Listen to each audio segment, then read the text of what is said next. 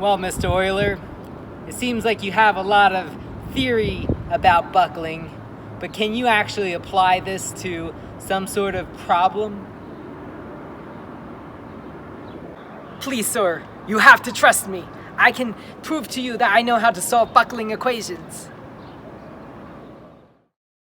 Let's take a look at example 1, and I will show you.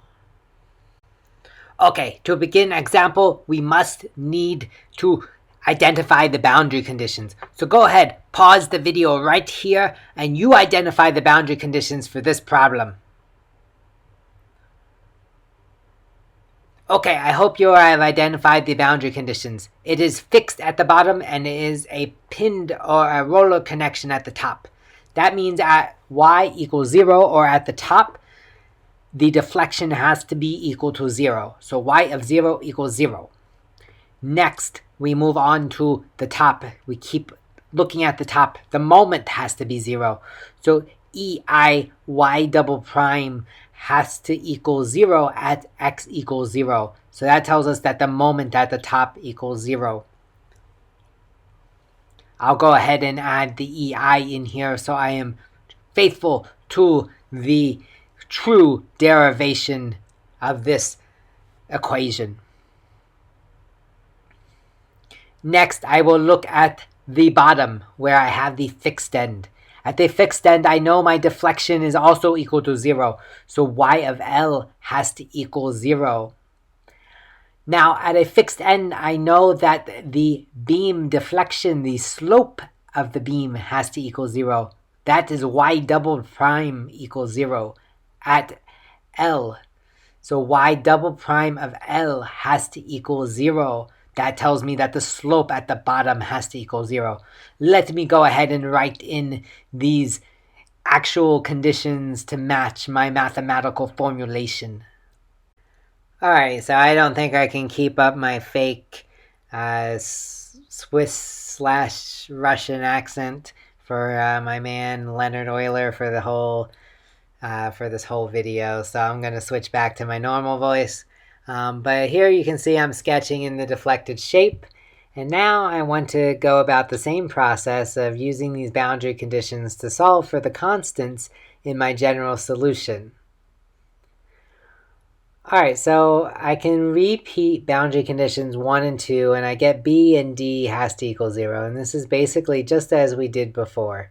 It's identical to how we did it in the derivation of the Euler buckling column. Next, I'll look at boundary condition 4, and I can solve for my constant C. C is negative A lambda cosine lambda L. Finally, I'll look at boundary condition number 3, where I plug in y of L. Now remember, B and D already equal 0, so I get A sine lambda L, and now I'm going to plug in my value for C that I solved from boundary condition number 4. And that gives me a negative A lambda cosine lambda L times L equals 0. Alright, so now I can say that A sine lambda L equals A lambda cosine lambda L times L. Alright, so I'm getting somewhere. This is going to get me to my buckling equation. Now I'm going to cancel out my A's, and I'll say that A equals 0 is a trivial solution. Again, if A equals 0, then C equals 0, and then all our constants are equal to 0. So I'll be able to divide by A. Now I want to divide by cosine lambda L. So I'm going to divide cosine lambda L on both sides of the equation. So sine divided by cosine is going to give me tangent. So this gives me now tangent lambda L equals lambda L. Now I have to justify that cosine lambda L cannot equal 0. And so let me think about this a second. Well, if cosine lambda L equals 0, then sine lambda L would equal 1. If cosine lambda L equals 0, if I look in my equation above, I would see that C equals 0. So if cosine lambda L equals 0, then C equals 0.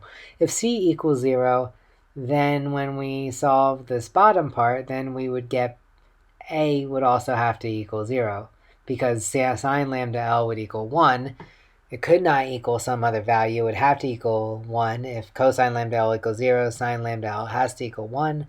which would then tell me from boundary condition 3 that a equals 0.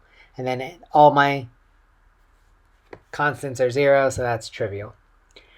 So now I'm going to swing lambda L to the other side and get tangent lambda L minus lambda L equals 0. This is what we call the transcendental buckling equation. Now, we want to solve for where lambda L, what values of lambda L cause this equation to be 0. So go ahead, how are we going to do that?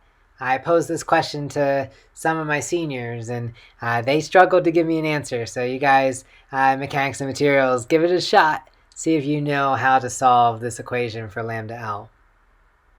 All right, I'll give you a quick hint. Tangent, let's write lambda L. Let's replace that with some variable x.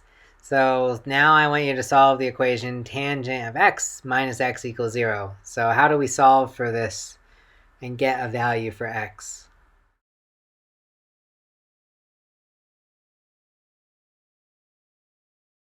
If you are struggling to get to the bottom of that puzzle that was posed to you, I suggest you turn to a strong-sounding name like Wolfram Alpha, almost as strong as Leonard Euler. And you can turn to this on your internet and type in the equation to solve for an answer. So I said I need to solve for x in the equation tangent of x minus x equals 0. Now I could do this by trial and error, but it'd probably take me a while to figure it out. Now if your calculator has a solver function or a graphing function, that might be a quicker way to get to the answer. This is just another tool that you have at your disposal. Coming to this website real quick, it'll do a numerical solution where it's basically trying different values of x and finding approximately what values of x cause this formula, our transcendental buckling equation, to be 0. So we get that x, when x equals 4.493, when x equals 7.725, etc., that this equation, tangent x minus x will equal 0. Again, if you have a solver function on your calculator, it can do this, or you can just plot this function in a graphing calculator and see where it crosses 0, and you would find these values that we need.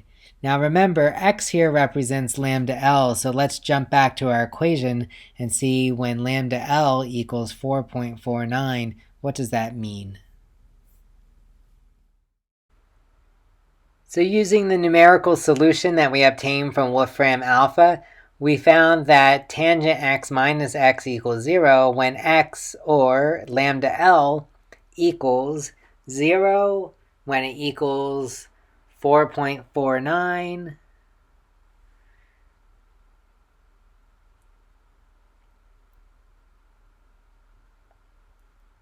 when it also equals 7.73, and so on. And we could keep going to higher modes if we needed to. Now, of course, lambda L equals 0 is a trivial solution, so we want to look at the first non-trivial solution, which is when lambda L equals 4.49. So again, lambda is the square root of p over ei times L. When this equals 4.49, we have a unique solution. So now I can solve for p critical. I get in this case that p critical, when p critical equals 4.49 squared, ei over L squared. Then I have the solution to my differential equation.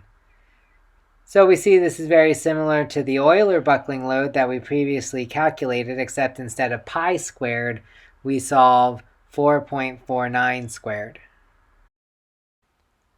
Okay, so we see that the different boundary conditions, so that last example was fixed and pin versus the pin, gave us different results when we looked at buckling. So we want to develop what we call an effective length factor.